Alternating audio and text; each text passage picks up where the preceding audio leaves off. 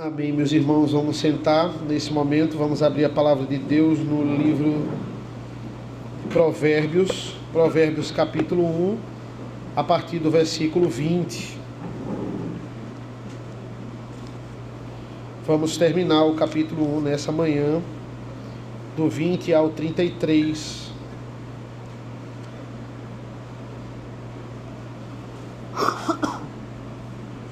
Provérbios capítulo 1,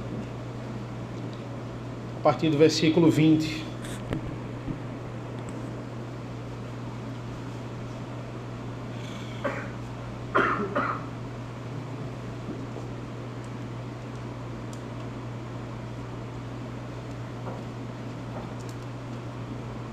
Assim diz a palavra do Senhor. A sabedoria grita nas ruas, nas praças, levanta a sua voz. Do alto das muralhas clama. À entrada dos portões e nas cidades profere as suas palavras. Até quando vocês ingênuos amarão a ingenuidade, vocês zombadores, até quando terão prazer na zombaria? E vocês tolos, até quando odiarão o conhecimento? Dei ouvidos à minha repreensão, eis que derramarei meu espírito sobre vocês e lhes darei a conhecer as minhas palavras. Mas porque clamei, vocês se recusaram a ouvir, porque estendi a mão e não houve quem a atendesse. Pelo contrário, rejeitaram todo o meu conselho e não quiseram a minha repreensão.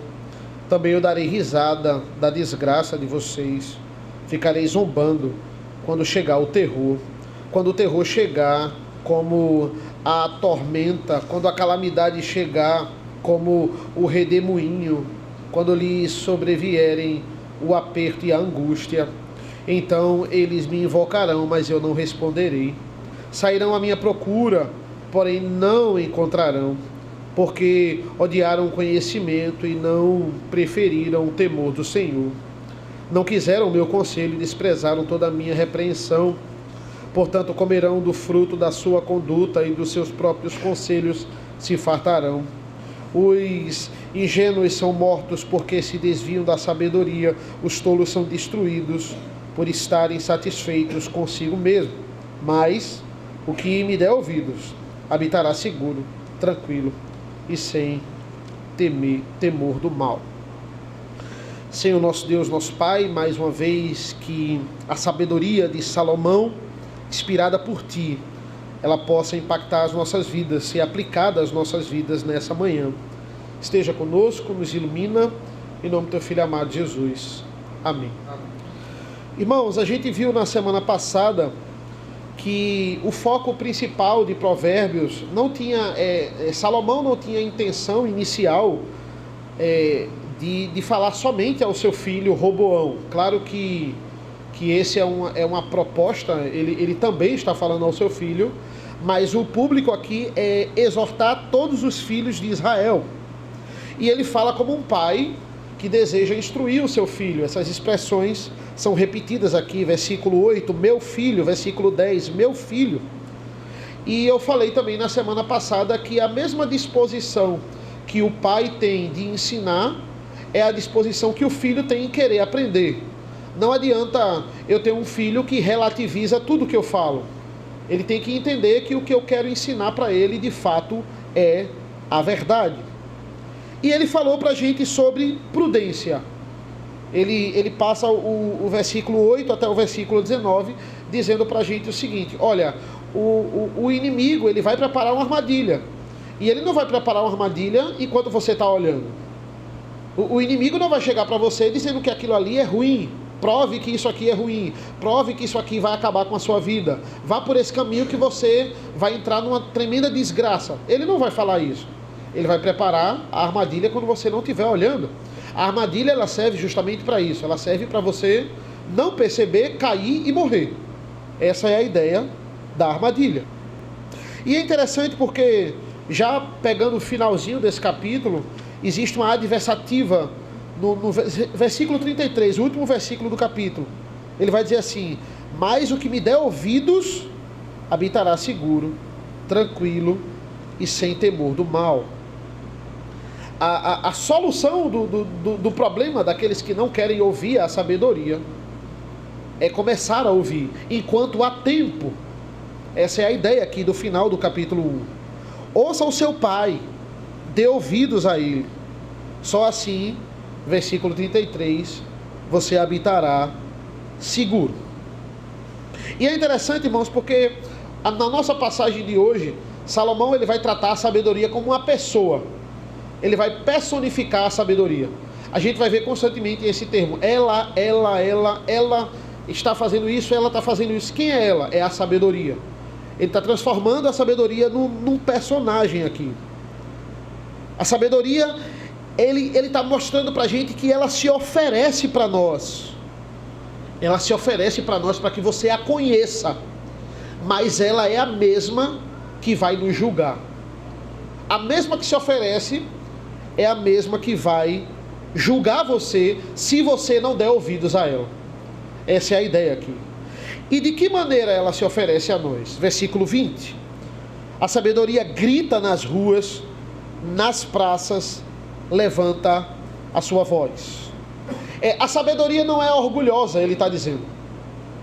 A sabedoria, ela não espera você ir ao encontro dela. Ela grita, ela clama, ela sabe que ninguém vai procurá-la por si só, que ninguém vai ter essa predisposição. Por isso ela grita. Ela, na verdade, ela tem a missão de se oferecer a você. Olha que interessante. Ele fala sobre a sabedoria, depois de personificá-la. Versículo 21. Do alto das muralhas clama. À entrada dos portões e nas cidades profere as suas palavras. A sabedoria quer gritar. Ela quer gritar mais do que a nossa razão. Ela quer gritar mais do que a voz bonita do nosso coração. Pegando um exemplo prático, você não vai saber que o vendedor de gás está na rua vendendo gás se ele não tiver um holofote, um microfone, alguma coisa, aquela música que você já identifica que o gás está passando. Você que está em casa, precisa saber que na rua, ali agora está vendendo aquilo ali. Como é que você vai saber? Com barulho, né? Com um alto-falante. Aí você sai da sua casa para comprar aquele produto. Por isso que a sabedoria grita. Por isso que a sabedoria clama. Entenda, ela está nas ruas. Interessante porque, irmãos, do versículo 8 ao 19, ele nos fala de um ambiente mais privado. É você com o seu pai.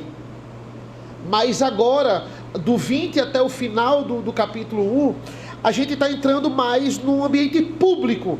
Onde a sabedoria está? Ela está nas ruas. Ela está do lado de fora. E é interessante ele falar disso. Ele fala sobre alto das muralhas, ele fala sobre entrada dos portões. Tudo dentro de uma concepção antiga, em Israel, na Grécia, em todas as cidades aqui, tudo de importante era resolvido em praça pública. Na Grécia nós tínhamos o centro ali político, onde tinham-se votações, julgamentos, divulgações.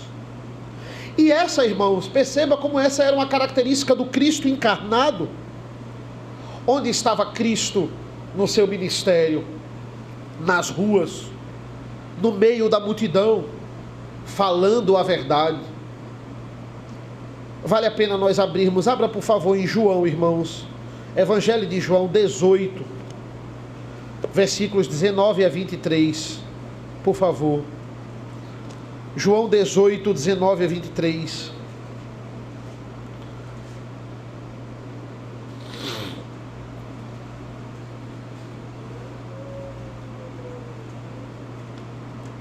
João 18, a partir do 19, diz assim: Então o sumo sacerdote interrogou Jesus a respeito dos seus discípulos e da sua doutrina.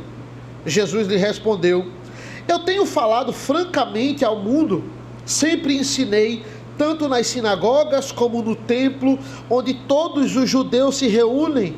e não disse nada em segredo. Porque o Senhor está perguntando para mim. Pergunte aos que ouviram o que lhes falei. Eles sabem muito bem o que eu disse. Quando Jesus disse isso, um dos guardas que estavam ali deu-lhe uma bofetada, dizendo: é assim que você fala com o sumo sacerdote? Jesus lhe respondeu: se falei mal, dê testemunho do mal, mas se falei bem, por que você está me batendo? Cristo é essa sabedoria que fala tudo e não oculta nada. E imediatamente a reação daquele que escuta a verdade, mas a rejeita, é dar uma bofetada em Jesus. Essa é a reação daqueles que odeiam a sabedoria. O fato da sabedoria aqui em Provérbios, irmãos, levantar a sua voz, nos remete a um fervor. A sabedoria, ela tem todo o empenho de mostrar a você qual é o caminho. Ela tem essa predisposição. Veja, ela grita do alto das muralhas, versículo 21. Ela grita na entrada dos portões. Ela quer ser vista. É isso que Salomão está dizendo. Do alto da muralha é onde todos a podem ver. Na entrada dos portões da cidade é onde várias pessoas passam. Ela está onde tem muita gente e ela está clamando a verdadeira sabedoria. Ela está onde as pessoas estão. Versículo 22. Até quando vocês ingênuos amarão a ingenuidade? E vocês zombadores, até quando terão prazer na zombaria? E vocês tolos, até quando odiarão o conhecimento? É interessante essa expressão, até quando. Era uma expressão muito usada pelos profetas ali na época que eles estavam avisando sobre o cativeiro, sobre não se aliar com os inimigos. Deus fala diretamente através dos profetas, até quando, até quando. E esse até quando, ele sempre remete à ideia de que vocês estão sendo avisados várias vezes e vocês não estão ouvindo. Essa é a mesma conotação de Salomão aqui. Sempre que existe esse até quando olha, vocês estão ouvindo, não é a primeira vez. Até quando vocês vão desobedecer? Essa é a ideia do até quando. Não é a primeira vez que a sabedoria está gritando, está clamando para vocês. Ela está fazendo isso várias vezes. Até quando vocês vão ficar na sua ingenuidade, desprezando a sabedoria? Essa aqui é uma palavra de exortação, obviamente. Entenda, ingenuidade para o adulto é pecado. Por quê? Porque o adulto ele já teve tempo para amadurecer. Diferente da ingenuidade na criança. Qual é a função do pai? A função do pai é tornar a criança madura para as coisas. Ele vai prepará-la para isso. Ele vai prepará-la para o amadurecimento. Mas você chegar a uma certa idade e continuar na ingenuidade, isso é pecado. E é interessante porque ele vai dizer assim: até quando vocês vão amar a ingenuidade? Esse amar aqui, ele é melhor traduzido como um desejo fervoroso. Porque aqui não é amor de verdade, você não ama de verdade o pecado. Mas aqui ele está dizendo assim: até quando vocês vão desejar a ingenuidade fervorosamente? Ou seja, vocês não são ingênuos, vocês desejam ser ingênuos. Vocês querem a ingenuidade. E o que é ingenuidade, irmãos? Na prática, você querer permanecer na mentira, no erro, na ingenuidade. É você olhar para a verdade e você dizer assim: não, eu estou satisfeito com a minha mentira. Eu quero fazer a minha filha, ela crescer na ingenuidade. Então eu digo a ela que isso aqui é preto, não é branco. Ela vai crescer sabendo que isso aqui na parede, isso aqui é preto, essa cor aqui é preta, não é branca. Ela vai crescer nessa mentira. E desde pequena ela ouvindo essa mentira, ela vai ficar satisfeita com aquilo. Ela vai ficar satisfeita com a mentira. Ela vive bem com a mentira. Pessoas que vivem bem com o fato de não acreditarem em Deus. pessoas que vivem bem com a verdade que disseram sobre ela. Isso é ingenuidade. Vocês amam estar assim. É por isso que o ímpio, irmãos, ele é indesculpável. Como eu disse no sermão passado, a pessoa pode ser honesta, moralmente correta, boa gente, uma pessoa simpática de conversar, uma pessoa carismática, mas experimente falar da verdade para ela. Experimente compartilhar da verdadeira sabedoria. Imediatamente, ela se apega àquela mentira que a conforta, que exclui e menospreza a verdadeira sabedoria. Quando você começa a falar palavras preciosas da palavra, verdade que elas precisam ouvir, elas menosprezam. Por isso que eles são chamados aqui, nesse versículo, de zombadores. Quando eu desprezo essa sabedoria, eu zombo dela. Eu estou pegando algo tão valioso e eu estou desprezando, por isso que ele também chama de tolo. O tolo é aquele que odeia o conhecimento. Versículo 23. Deem ouvidos à minha repreensão. Eis que derramarei o meu espírito sobre vocês e lhes darei a conhecer as minhas palavras. Repreensão nunca é agradável. Ninguém gosta de levar uma repreensão, mas ela é necessária. A Bíblia está constantemente nos exortando para que a gente volte ao caminho, para que a gente retorne. E através dela, entenda, entendendo a repreensão da sabedoria, tendo o Espírito, olha como ele fala, derramado sobre nós, nós vamos de fato conhecermos a palavra. É por isso que em todas as orações que a gente faz aqui, antes da mensagem, a gente clama a Deus para sermos iluminados pelo Espírito Santo. Só através da iluminação do Espírito Santo a gente vai entender de fato essa verdadeira palavra.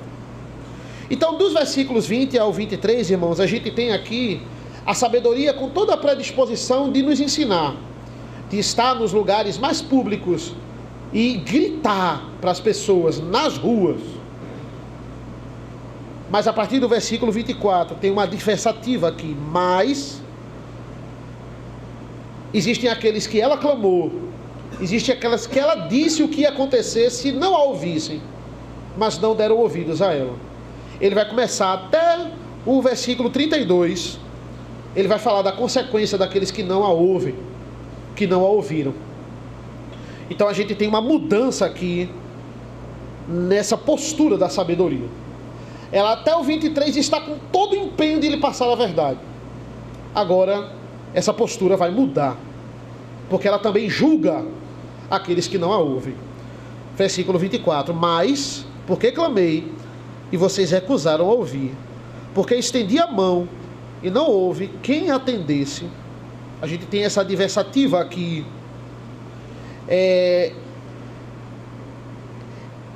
Por causa disso aqui, né, eles não ouvem a sabedoria, e é interessante porque sempre Deus usava os profetas para admoestar o povo, para que eles parassem por essa prática, e aqui é o mesmo contexto.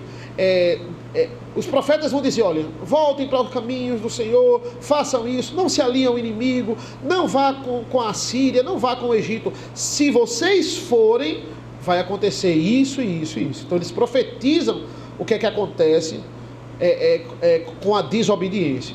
Mas vocês não vão ouvir a minha palavra, e vocês vão, e eles vão invadir o seu território. Então o Senhor, ele já profetiza aquilo que vai acontecer. E a sabedoria faz a mesma coisa. Aqui é a mesma coisa. Porque vocês não me ouviram, vai acontecer isso com vocês. E existem consequências sérias para aqueles que rejeitam essa sabedoria. Versículo 25. Pelo contrário, rejeitaram o meu conselho e não quiseram a minha repreensão. É interessante, irmãos, porque a sabedoria, ela muda de postura. Ela está tão empenhada, ela quer tanto que as pessoas escutem ela, mas quando eles rejeitam, ela vai mudar a postura radicalmente. É até estranho como a sabedoria muda de postura. Olha o versículo 26, como ao primeiro momento ele é estranho. Também eu darei risada da desgraça de vocês. Ficarei zombando quando chegar o terror. Como assim? A sabedoria estava tão disposta a me passar a verdade, agora ela vai zombar de mim. Quando chegar o terror, ela não vai ficar triste, ela vai rir de mim. Diante da minha ruína, essa é a verdadeira atitude. Não, se ela ri de mim, na hora do meu terror, se ela zomba de mim, no fundo, ela nunca quis que eu me desse bem. Ela nunca quis que eu a ouvisse. Ela estava sendo falsa, porque ela estava falando, mas agora que aconteceu, ela zomba. Na verdade, será que ela está mostrando quem ela realmente é? Por que a sabedoria, ela toma essa postura? E a gente precisa entender esse tipo de riso aqui. Essa zombaria, que zombaria é essa que a sabedoria toma? Esse é um riso de alegria, irmãos. No sentido de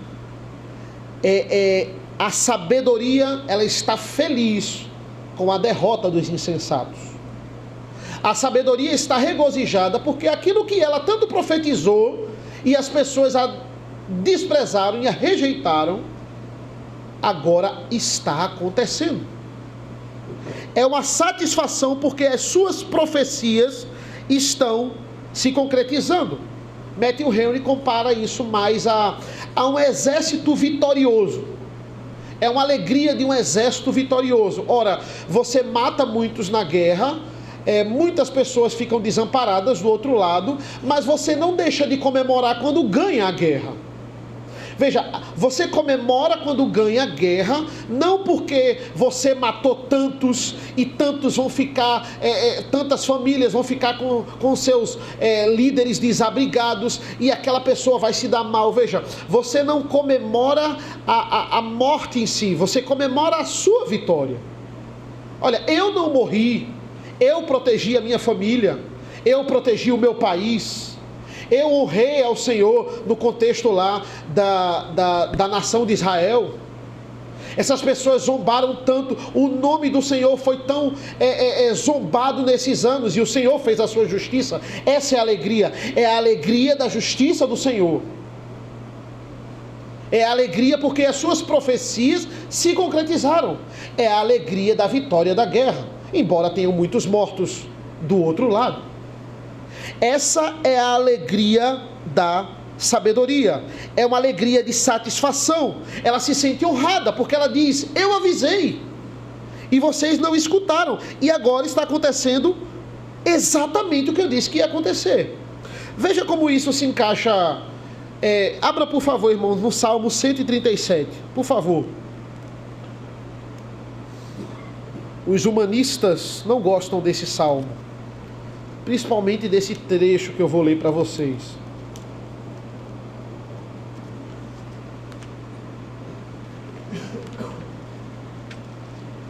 Salmo 137, só 2 versículos, eu não vou ler ele todo, versículos 8 e 9. Olha o que diz a palavra do Senhor.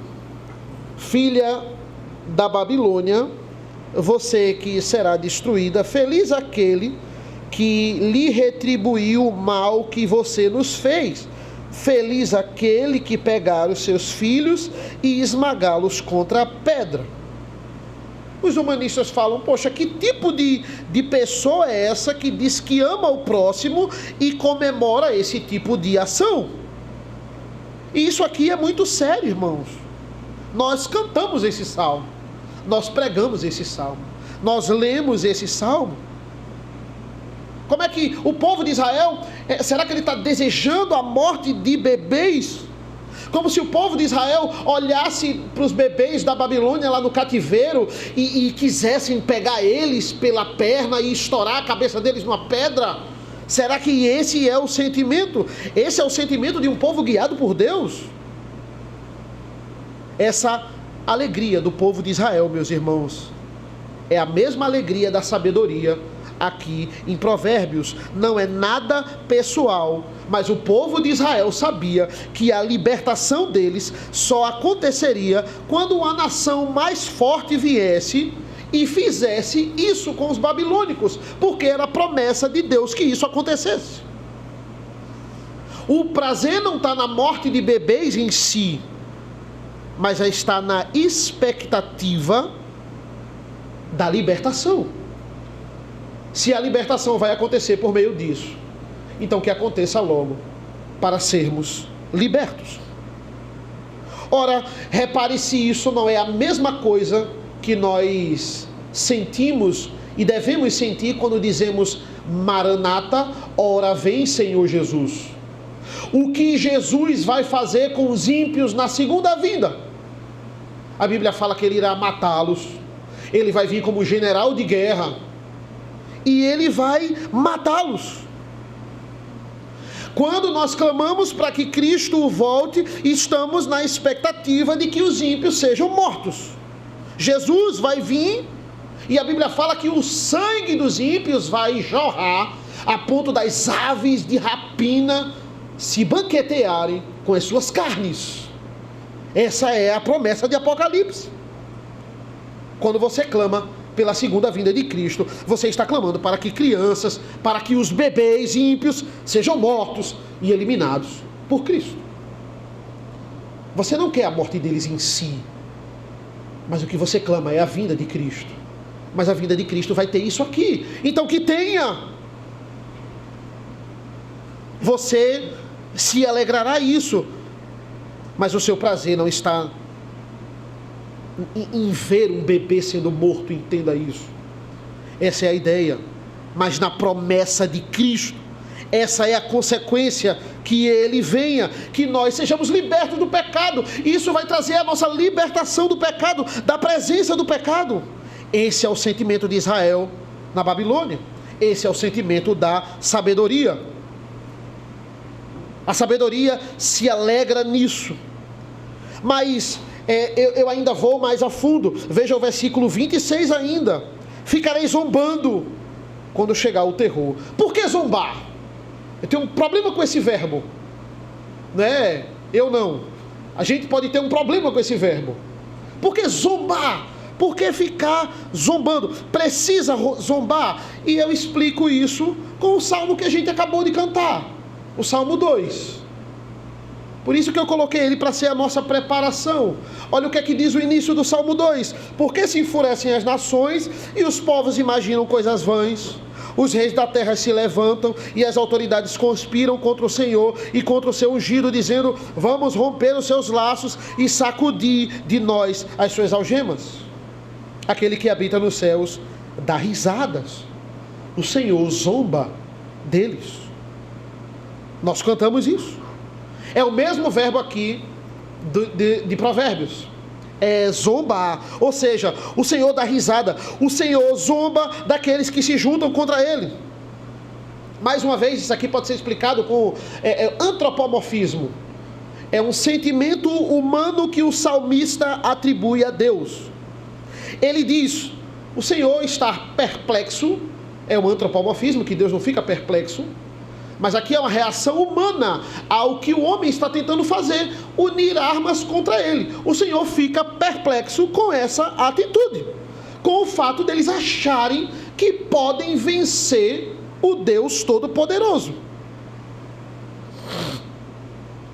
Então ele não tem outra atitude, a não ser dar uma risada, antropomorfismo, a não ser zombar. Por quê? Porque ele está mostrando o quanto essa luta é desproporcional. O quanto não tem força. Imagina, um pai alto, adulto, e um filho de 3 anos que quer bater no pai, porque o pai, ele deixou ele irado, e aquela criança está irada, está vermelha de raiva. E aí o filho vai com tudo para o pai, e o pai pega ele pela camisa, e o filho fica dando golpes no ar. Veja, olha o tamanho da desproporcionalidade. O filho está com a ira séria contra o pai, mas o pai pega ele pela camisa e ele está dando golpes no ar. É uma cena cômica, entendam isso. É uma cena de zombaria. tamanha, não é proporcional essa força. Olha o tamanho da força do nosso Deus, e olha a força do inimigo, é ridículo. O Senhor, ele não consegue segurar o riso, é o antropomorfismo, ele fica perplexo e ele dá aquela risada de: eu não acredito que vocês estão se juntando para guerrear contra mim. Essa é a zombaria do Salmo 2. Por isso que podemos cantar: o Senhor zomba deles. Estão juntando armas para apontar os canhões para o céu. Isso é ridículo. A sabedoria está dizendo: como eles não me ouviram, eu falei tanto. A risada aqui, a zombaria, é igual aquele pai que ele diz assim: não vá para aqui que você vai cair, não vá por aqui que você vai cair, não vá por aqui que você vai cair. O menino vai e cai. Aí o pai pega o menino e dá aquele grito: eu não avisei que você ia cair. É para frisar: você foi avisado várias vezes. Até quando vocês vão ficar aqui? E agora veio a punição. A certeza da sabedoria diante da ignorância dos insensatos. E ela vai dizer, versículo 27, quando o terror chegar, como a tormenta, quando a calamidade chegar, como o redemoinho, quando lhes sobrevierem o aperto e a angústia, então eles me invocarão, mas não responderei. Sairão à minha procura, porém não me encontrarão.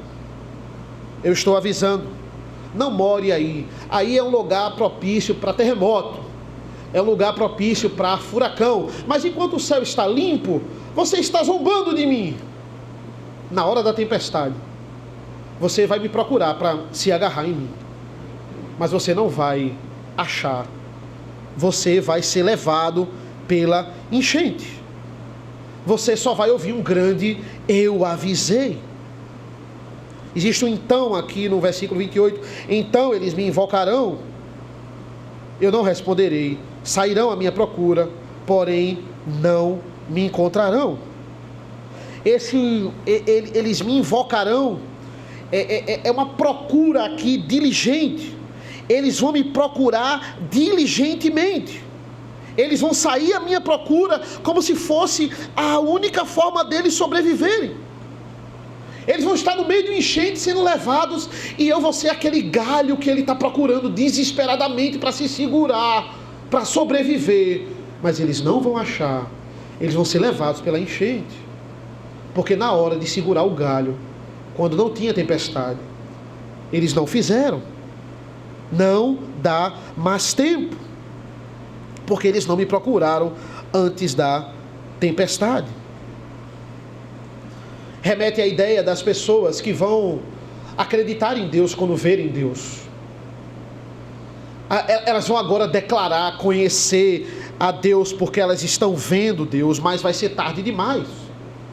Elas vão estar no dia do julgamento e elas serão condenadas ao inferno. Essa é a hora, irmãos, que o ímpio vai buscar a eternidade. Quando ele reconhecer de fato a Cristo, quando ele afirmar: agora eu conheço a Cristo, Cristo vai dizer: eu não vos conheço. Vai ser tarde demais. Versículo 29, porque odiaram o conhecimento e não preferiram o temor do Senhor. É uma questão de preferência. Você preferiu não dar ouvidos à sabedoria. Você não escolheu o temor do Senhor. E vimos o que é o temor do Senhor. O temor do Senhor é a sabedoria. Vejam o que a sabedoria faz. Ela está jogando a culpa para a pessoa que não a ouviu.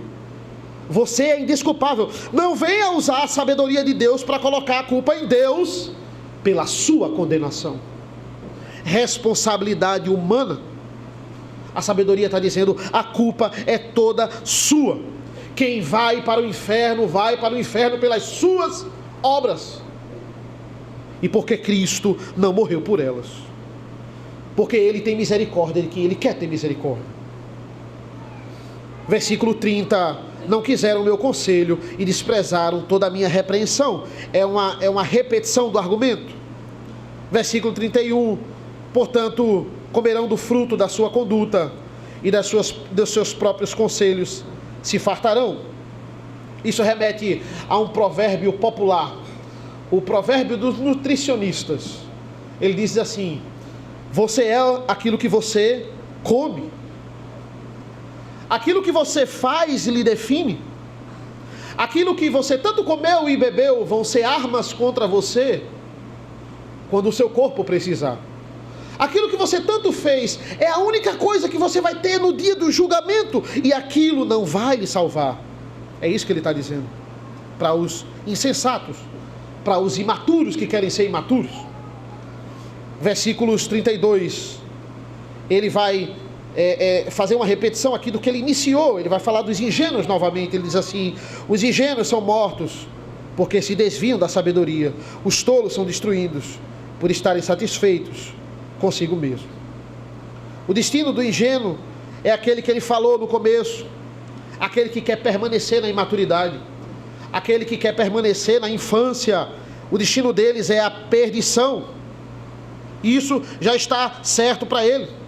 O destino do tolo, que aqui é melhor traduzido por louco, não é? São aqueles que olha, não precisa de Deus para ser feliz. Quem acha isso é louco. Pessoas que dizem: eu não acredito em Deus e eu sou tão feliz. Você acha que você pode medir a felicidade da outra pessoa pelo Instagram dela? Eu vejo os stories dela, ela é tão feliz. Eu vejo o feed dela. Pessoas que medem a felicidade do outro por rede social. Entenda, se você não tem Deus, se você não tem a Cristo, se você não ouve essa verdadeira sabedoria, você não tem como a pessoa ser feliz. Não meça a felicidade por rede social. É tolo aquele que acha que pode medir felicidade por divulgação, pelo que você conhece na pessoa do trabalho. Pelo que eu conheço ela no trabalho, na vida dela pública, ela é feliz. Você não convive com ela. Você não é essa pessoa. Sem Cristo, ela não é feliz. O tolo é aquele que não tem a Cristo. É isso que ele diz: o tolo será destruído. E ele termina com a adversativa no versículo 33. Mas o que der ouvidos, me der ouvidos, habitará seguro, tranquilo e sem temer o mal. Mas quem der ouvidos à sabedoria. Veja, ele não está dizendo que vai ser livre de problemas desse mundo. Ele não está dizendo isso. Mas ele está assegurando: terá paz. Paz, apesar da dificuldade.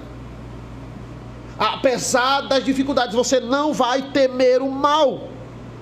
Quando eu falo de inferno para vocês, quando a gente fala de inferno, não é para a gente ter medo de inferno. Quando a gente fala do diabo, não é para a gente ter medo do diabo. É para a gente ver apenas a consequência dos insensatos, de permanecer insensato. Não é para a gente ficar com medo. Essa não é a reação de estudar sobre Apocalipse, de estudar sobre o diabo. Não é essa a reação. Porque o salvo não é para ter medo. O salvo, ele tem que entender que ele tem que habitar seguro, tranquilo. Olha as palavras que ele diz: seguro, tranquilo e sem temer o mal. Eu termino, meus irmãos, hoje com Colossenses 2, por favor. Eu peço para os irmãos abrirem. Colossenses capítulo 2.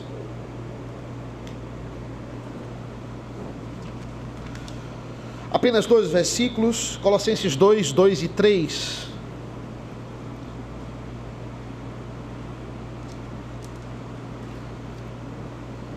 Vai dizer assim: faço isso para que o coração deles seja consolado, e para que eles, vinculados em amor, tenham toda a riqueza da plena convicção do entendimento, para conhecimento do mistério de Deus, que é Cristo, em quem estão ocultos todos os tesouros da sabedoria e do conhecimento. Irmãos, quem é a sabedoria de Provérbios 1? É Cristo. Ele é o verbo encarnado. Colossenses é claro em revelar isso. Essas duas palavras que nós iremos ver tanto no livro de Provérbios, sabedoria e conhecimento. Colossenses fala que todos os tesouros dessas duas palavras, sabedoria e conhecimento, estão no Filho.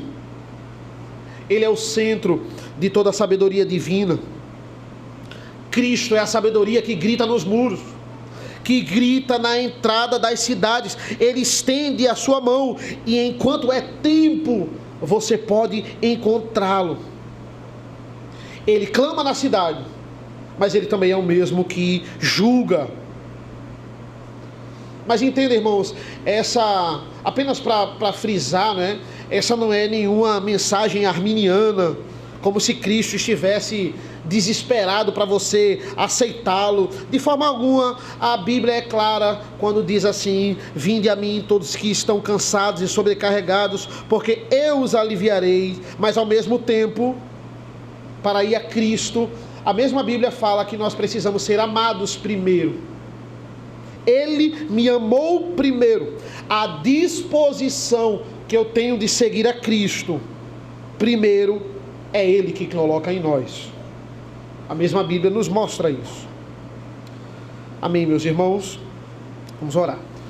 Senhor nosso Deus, nosso Pai, nós te agradecemos nesse momento pela tua santa e rica palavra. Obrigado, Senhor, pela instrução no teu evangelho. Obrigado por essa manhã. Fica conosco. Em nome do teu Filho amado, Jesus. Amém. Amém. Vamos ficar de pé.